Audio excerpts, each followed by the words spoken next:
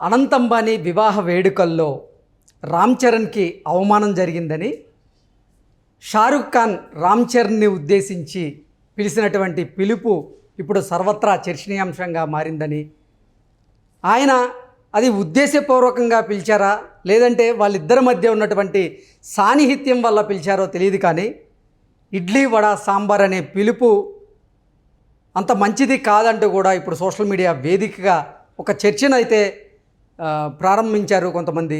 ఈ నేపథ్యంలో అసలు నిజంగా ఈ ఇడ్లీ వడ సాంబార్ అనేటువంటి పిలుపు రామ్ చరణ్ను ఉద్దేశించి షారుఖ్ ఖాన్ చేసింది ఉద్దేశపూర్వకంగానా, లేదంటే వాళ్ళిద్దరి మధ్య సాన్నిహిత్యం వల్ల చేసి ఉండొచ్చా, లేదా దక్షిణాది సినీ పరిశ్రమను చిన్నచూపు చూసే దాంట్లో భాగంగా షారుఖ్ ఖాన్ నిజంగా ఇటువంటి కమెంట్స్ చేసి ఉండొచ్చా అనేది ఇప్పుడు మనతో మాట్లాడేందుకు ప్రముఖ రాజకీయ విశ్లేషకులు, ప్రముఖ సామాజికవేత్త కృష్ణకుమారి గారు మనతో ఉన్నారు. మేడంతో మాట్లాడదాం. మేడం నమస్తే. మేడం అనంత్ అంబానీ వివాహ వేడుకల్లో రామ్ చరణ్కి అవమానం జరిగిందని, ఇడ్లీ సాంబార్ వడ అనే పిలుపుతో షారుఖ్ ఖాన్ రామ్ చరణ్ని పిలిచాడని, అది రామ్ చరణ్ని చిన్నచూపుగా చూసినట్లే అని, అలాగే దక్షిణాది సినీ పరిశ్రమని కూడా చిన్నచూపు చూసినట్లే అంటూ కూడా ఇప్పుడు సోషల్ మీడియా వేదికగా ఒక చర్చ అయితే మొదలైంది. మేడం ఏంటి అసలు నిజంగా ఆయన ఉద్దేశపూర్వకంగానే రామ్ చరణ్ గారిని అటువంటి వ్యాఖ్యలు చేసి ఉండొచ్చా, లేదంటే వాళ్ళిద్దరి మధ్య ఉన్నటువంటి సాన్నిహిత్యంతో సరదాగా ఆయన ఆ పిలిచి ఉండొచ్చా అంటే ఏం చెప్తారు మేడం? అంటే కొంచెం పద్ధతులు అయితే పాటించాలి. ఇప్పుడు ఒక షూటింగ్లో అలా పిలుచుకున్నారనుకోండి, ముద్దు పేర్లతో పిలుచుకోండి, ఎట్లన్నా పిలవండి, ఏ రకంగా నిక్నేములతో పిలుచుకోండి, పిలిచినా బయట ప్రపంచానికి తెలియదు, అది షూటింగ్ లోపల జరుగుతుంది కాబట్టి. ఇది ఎన్నో వందల కెమెరాలు షూట్ చేస్తూ ఉన్న సందర్భం, అది ఎన్నో వందల మంది వేల మంది ఆహుతులు కూర్చునున్న సందర్భం అది. పైగా అక్కడక్కడ స్క్రీన్లు వేసి చూపిస్తూ ఉంటారు ఆ వేడుకని. ఎక్కడ దాచిపెడితే దాగే విషయం కాదు అది. అయితే అలాంటి సందర్భంలో అలా షారూఖ్ ఖాన్ వ్యవహరించడం మట్టుకు వాళ్ళిద్దరికీ మధ్య సాన్నిహిత్యం ఉండి అన్నా తప్పే, యథాలాపంగా అన్నా తప్పే, ఏది ఎలా మాట్లాడినా తప్పే. ఇక దీనిలో ఎక్స్క్యూజ్ లేదు. అసలు పాయింట్ ఏంటంటే ఇక్కడ అసలు ఇడ్లీ సాంబారు అనే మాట ఏదైతే ఉందో దక్షిణాది వాళ్ళని వాళ్ళు అలాగే పిలుస్తారు. నార్త్ వాళ్ళు, ఉత్తరాది వాళ్ళు దక్షిణాది వాళ్ళని అసలు మద్రాసీలు అని పిలిచేవాళ్ళు ఒకప్పుడు. అసలు ఆంధ్రప్రదేశ్ అనే మాట ఉండేది కాదు, మద్రాసీలు కేవలం మద్రాసీలు అనేవాళ్ళు. ఈ మద్రాసీలు పోయిన తర్వాత కూడా మద్రాసీలు అయినా కానీ ఇడ్లీ సాంబార్ అనే ఇది, అంటే మద్రాసు ఇడ్లీ సాంబార్ చాలా బాగుంటుందని తినేటప్పుడు బాగా లొట్టలేసుకుని తింటారు, కానీ ఎగతాళి చేయడానికి కూడా అదే పేరు వాడతారు. ఇది ఒక రకంగా తలబిరుసుకి తార్కాణం. మామూలుగా ఎన్నో విషయాల్లో మనం షారూఖ్ ఖాన్ విషయం, అతనికి యాటిట్యూడ్ ఉంది, అతనికి యాటిట్యూడ్ ప్రాబ్లం ఉంది, అంటే ఒక రకమైన తలబిరుస్తనం ఉంది అతనికి అనేది చాలామంది నోట్లోంచి విన్నాం మనం. అసలు ఈ తలబిరుసు మనుషులు ఎందుకు ఉంటారు అనేది కూడా ఒక్క క్షణం మనం ఆలోచించాలి. తలబిరుసు మనుషులు ఎందుకు ఉంటారు అంటే, ఇప్పుడు అనుకోకుండా ఒక ఫేమ్ వచ్చేస్తుంది. ఇప్పుడు చిన్న చిన్న నాటకాలు వేసుకుంటూ, తర్వాత అడ్వర్టైజ్మెంట్లు ఇచ్చుకుంటూ, లేదు అనుకుంటే సీరియల్స్లో చేస్తూ వాళ్ళ జీవితాలు అక్కడే ఉన్నాయి అనుకోండి, అంత ఉండదు. వాళ్ళు ఊహించింది ఏదో, ఇది ఒక సినిమా ఫీల్డ్ అనే కాదు, వ్యాపారం కావచ్చు, ఏదన్నా కావచ్చు, ఏ రంగంలోనైనా వాళ్ళు ఊహించింది వచ్చినప్పుడు దానిని హోల్డ్ చేసే కెపాసిటీ ఉండాలి. హోల్డింగ్ కెపాసిటీ అంటారు. అంటే ఈ హోల్డింగ్ కెపాసిటీ ఎక్కడి నుంచి వస్తుంది? వ్యక్తిత్వం నుంచి వస్తుంది. బలమైన వ్యక్తిత్వం ఉన్నవాళ్ళు చాలా కష్టాలు వచ్చినా కష్టపడినట్లుగా బయట వాళ్ళకి కనిపించరు. చాలా ఆనందం వచ్చినా కానీ ఎక్కడా కూడా ఆ ఆనందాన్ని విపరీతంగా వ్యక్తం చేయటం ఉండదు. మీకు ఓ సినిమా ఉంది, ఏది శృతి హాసన్ దన్ను అల్లు అర్జున్ సినిమా ఒకటి. దాంట్లో నవ్వావా అని అడుగుతాడు హీరోయిన్ని. నేను నవ్వాను అంటది. మరి నాకు వినిపించలేదే అని అడుగుతాడు. అట్లా ఒక స్థిమితత్వం అంటారు దాన్ని, స్థితప్రజ్ఞత అంటారు. అవి మనుషులు ఎదిగే కొద్దీ ఒదిగి ఉండే లక్షణం ఉన్నవాళ్ళు ఆ స్థితప్రజ్ఞత ఉంటుంది వాళ్ళకి. అది లేని వాళ్ళు వీళ్ళకి ఊహించింది వాళ్ళ జీవితంలో చెడు జరిగినా వాళ్ళు భరించలేరు, మంచి జరిగినా అసలే భరించలేరు. అది ఏమవుతుంది అంటే తను చాలా గొప్పవాడినని, ఏవో తనకి ఒక అద్భుతమైన తెలివితేటలు, ఒక అదృష్టము పట్టినయని, దేవుడు తన యందే ఉన్నాడని, కాబట్టే నేను ఇంత విభిన్నంగా ఉన్నాను, వేరే వాళ్ళలాగా లేదు, నేను విడిగా, నేను అసలు ఐఎమ్ స్పెషల్ అనే ఒక నార్సిస్టిక్ మెంటాలిటీ ఒకటి డెవలప్ అవుతుంది. ఎవరికి? ఈ బలమైన వ్యక్తిత్వం లేని వాళ్ళకి, స్థితప్రజ్ఞత లేని వాళ్ళకి. ఇట్లాంటి వాళ్ళని ఎందరినో చూసాం మనం. ఎందరో అంటే ఎక్కడో దాకెందుకు, ఇప్పుడు ఈ ఫంక్షన్లోనే చూడండి, అనిల్ అంబానీ, ముఖేష్ అంబానీ ఇద్దరు అన్నలదమ్ములు. తండ్రి ఇద్దరికి సమానంగా పంచిచ్చాడు. మరి అన్న ఎక్కడున్నాడు, తమ్ముడు ఎక్కడున్నాడు? ఇంకా తమ్ముడికే అడ్వాన్స్డ్ ఉన్నటువంటి ఇండస్ట్రీస్ని కూడా ఆయనకి పంచిచ్చారు. తల్లి కూడా తన వాటాలో నుంచి చిన్న కొడుకు ఇచ్చింది. అయినా కానీ అతను హోల్డ్ చేసుకోలేకపోయాడు. ఇప్పుడు మీరు ఒక చెట్టును చూడండి, చిన్న కాయ తొడిమ చిన్న కాయని మోస్తుంది, పెద్ద పనసకాయని కూడా ఆ తొడిమ మోస్తుంది. అవును, మనం ఏమనుకుంటాం, చూస్తూ చూస్తూ ఇంత చిన్న తొడిమ ఇంత పెద్ద కాయని ఎట్లా మోస్తుంది అని అనుకుంటాం. అది ఆ హోల్డింగ్ కెపాసిటీ, అది ఎగ్జాక్ట్లీ ఆ చెట్టు కాబట్టి దానికి స్వతసిద్ధంగా ఉన్న లక్షణం బట్టి ఆ హోల్డింగ్ కెపాసిటీ ఉంది. మనిషి అలా కాదు కదా, మనిషి పెద్ద కోతి కదా. ఈ కోతికి ఎప్పుడు ఎలా ప్రవర్తిస్తాడో తెలియదు. నేను ఎప్పుడు నమ్రతగా ఉండాలి, ఎప్పుడు వినయ విధేయతలతో ఉండాలి, ఎప్పుడు అవసరమైనప్పుడు నేను రౌద్రంగా అవ్వాలి, ఎప్పుడు కోపం చూపించాలి, సందర్భానుసారం విషయాన్ని బట్టి పరిస్థితులను బట్టి ప్రవర్తించడం రావడం అనేది అందరి వల్ల కాదు. ఈ షారుఖ్ ఖాన్ లాంటి వాళ్ళ వల్ల అసలే కాదు. ఈ షారుఖ్ ఖానే కాదు, ఇలాంటి వాళ్ళు చాలామంది ఉన్నారు సమాజంలో.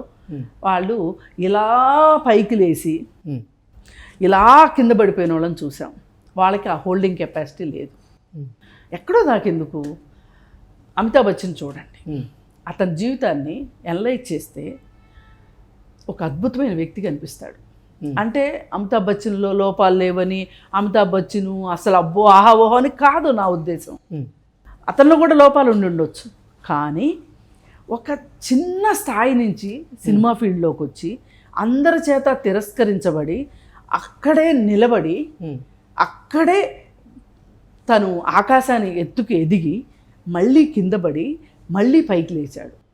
ఈ మొత్తం వ్యవహారంలో రాజకీయాల్లోనూ అనుభవం ఉంది, రాజకీయాలతోనూ పరిచయం ఉంది, రాజీవ్ గాంధీతోటి స్నేహం ఉంది, ఆ ఇంట్లోకి తనిఖీలు లేకోకుండా వెళ్ళగలిగేంత చనువు స్నేహం ఉన్నాయి.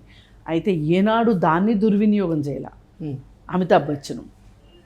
ఎందుకంటే ఈ ఇద్దరు ఇవాళ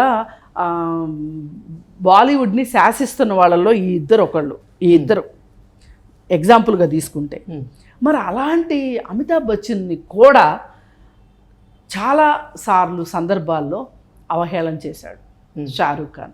పత్రికల్లో కూడా వచ్చింది. కాకపోతే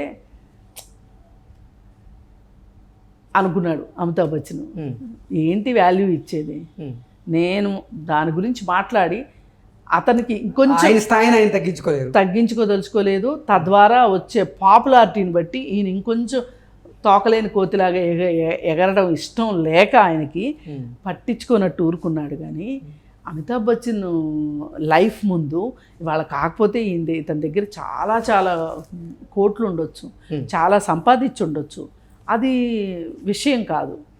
కానీ ఒక లెజెండరీ స్థానం ఉంది చూసారా, అది సంపాదించాలి అంటే స్థితప్రజ్ఞత కావాలి.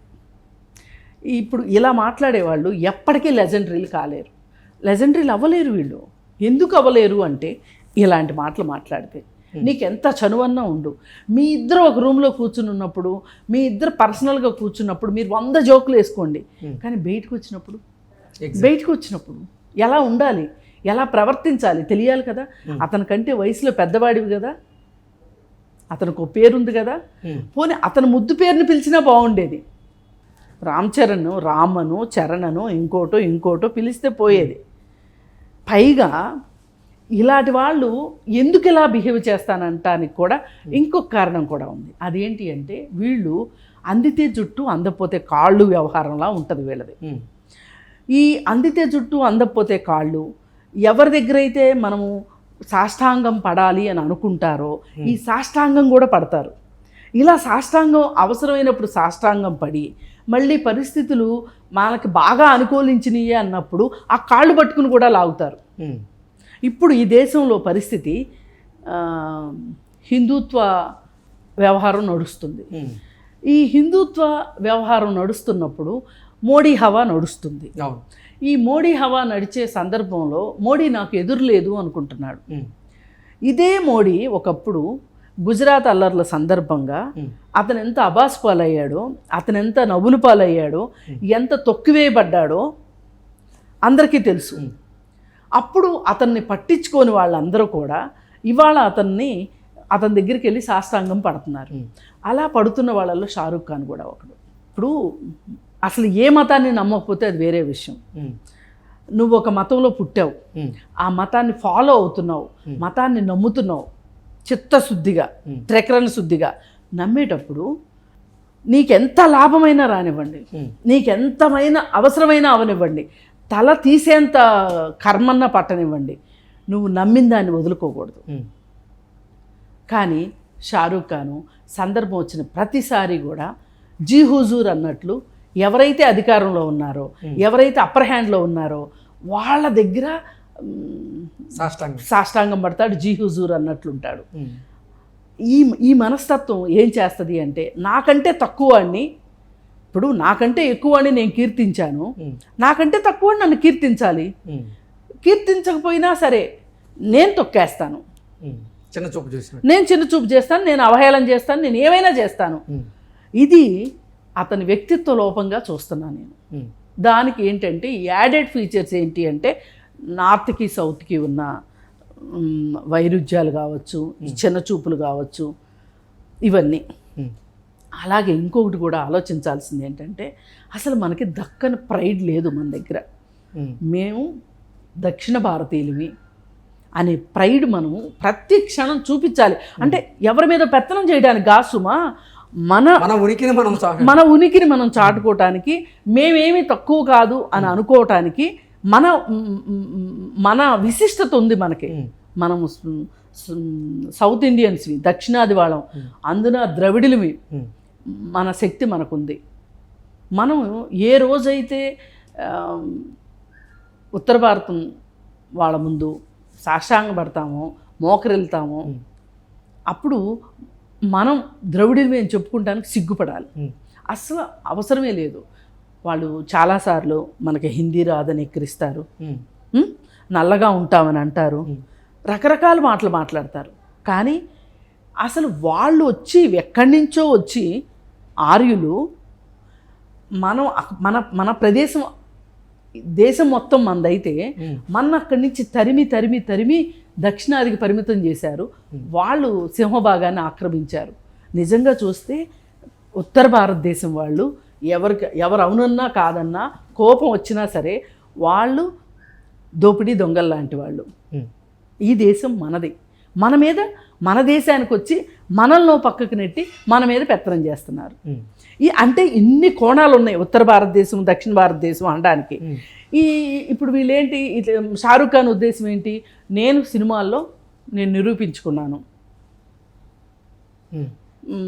నా దగ్గర డబ్బు ఉంది, నా దగ్గర ఫేమ్ ఉంది, నాకు గ్లామర్ ఉంది, నేను ఏమైనా మాట్లాడతాను అనే తత్వం అతను అలా మాట్లాడిచ్చింది. ఏది ఏమైనప్పటికీ మనం ఇక్కడ ఉపాసనని ఒక విషయానికి మెచ్చుకుని తీరాలి. అందరూ జేజేలు బలుకుతున్నా అతనికి, షారూఖ్కి భయపడకుండా, బాధపడకుండా తను ఈ వార్తను ఉనికిలోకి తీసుకొచ్చింది చూసారా. దీన్ని బట్టైనా మనం అంటే వాళ్ళు ఏమనుకుంటున్నారనేది తెలిసి వచ్చింది. దీన్ని బట్టి అయినా మనం ఎంత ప్రైడ్లో ఉన్నాము, మనం ఏంటి, మన ఉనికి ఏంటి, మనం తెలుసుకోవాల్సిన అవసరం ఉంది.